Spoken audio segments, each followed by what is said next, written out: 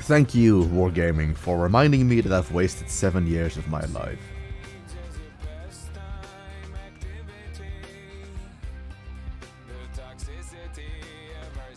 Of course, I don't mean it when I say that I've wasted 7 years of my life. It's been more.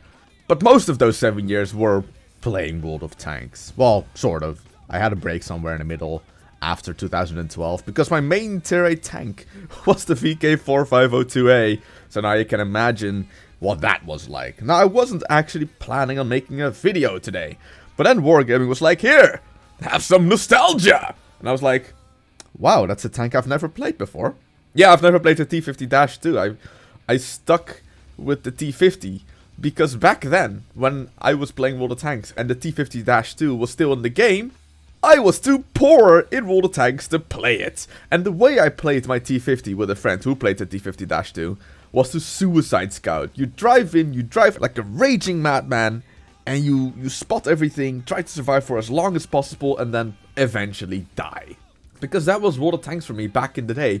If you go into my statistics account for tanks, you'll see that I've played 340 games in my T50. And the WN8 for it is not really good. Nor is the survival rate, nor is anything on that tank really good. Because I played it like, I drive in, I try to survive for long enough, and then I die.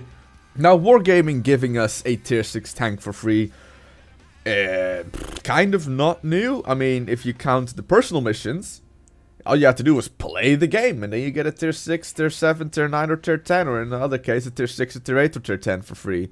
All you have to do is play for a long while and get it. But it's not a premium tank, it's a reward tank, which means that it does train crew, but it doesn't give you extra credits. So if you want a tier 6 light tank, I suggest you get the Type 64, because it's just better. It has less armor, but it's just better. And if you are a long-time player of World of Tanks, and you remember what the T50-2 was like back in the day before it was replaced with the MT25, you will know that it is not the same now. Back in the day, you could drive 70 kilometers an hour in the T50-2, and you could drift. You didn't abide to the laws of physics when you were playing this tank, because you could drive 70, make a very sharp 90-degree corner, turn, whatever, and you keep on driving at the same speed. This is why it was so difficult to kill it. Because you were going so immensely fast, and the refresh rate of the server wasn't as good back then in 2012-11 what it was.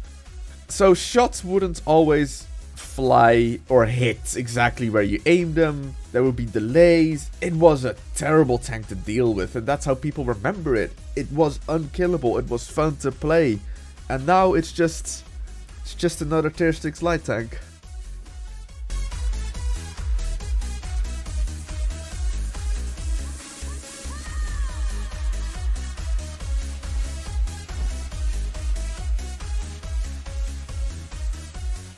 And there's nothing wrong with just another tier 6 light tank, because the T50-2 still has that little bit of good memories to it. At least for some people, not to me, because I've never played it. But it's still a good memory to see it back in World of Tanks. Maybe not in its former glory. Maybe for some people like me, it has the terrible SD graphics it had back then as a camo, which I don't mind. It's actually quite fun. You can see who's the real veteran of World of Tanks, and I am sadly enough one of them.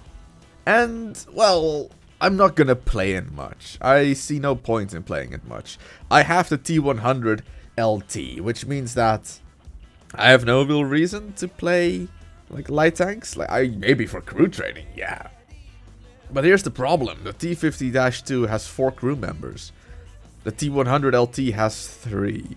Which means that one crew member is always a bit on the downside of the downscale in comparison to the rest of the crew. I mean, you have a crew that has like fights under their belt. They know how to deal with a tank. They've got everything under control. And then there's this new guy who's just stepped into the tank like, "Hello, I am the leader. How can I help you today?" No, he's 100%, but he has no camo. He has no brothers in arms. He has no repairs or whatever I put on him or want to put on him. He has none of that, so he's just kind of like that newbie, and that's fine. But it's kind of annoying that it has 4 crew members instead of 3. Probably historically correct, But in comparison to my T100, it's kind of annoying. So now, of course, the day that I'm recording this is the 28th. The day this will come out is the 29th. But today, for me, as you saw in the first game, there were so many T50-2s. And that was bound to happen because like a lot of people will get one. Like a lot. If you've played this game for more than just a couple of years, you get one. And then you can see also who the veterans are of World of Tanks. Because they'll have probably the old skin on it, the old SD graphics. I've only seen one so far, and that wasn't me, but, so technically I've seen two, but I mean, I was one of them, so I've seen only one. But, and, yeah, gee, I don't know really, like, it's just the Tier 6 light tank. It's just that. I have nothing to say about it. It's not horrendously overpowered, it's not incredibly underpowered, it has somewhat low alpha, but I mean, Tier 6 anyway. Like, what is it normally, 115, something like that? So, having an alpha of 85, it's 85.